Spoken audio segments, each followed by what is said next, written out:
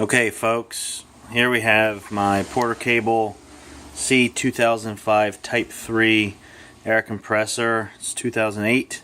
I've replaced all the gaskets, the head, the valve, plate, regulator, hoses. The only thing I have not replaced is the check valve, the drain valve on the underbelly side of the tank.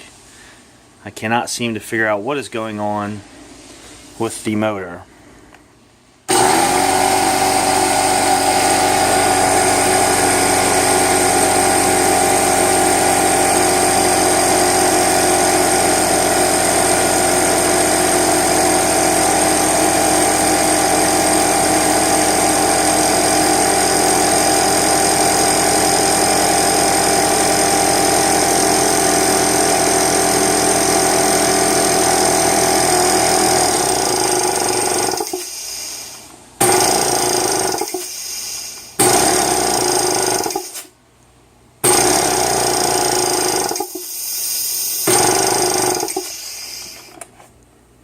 The compressor will continue to short cycle until I let the motor cool. I'm assuming it is tripping the thermal.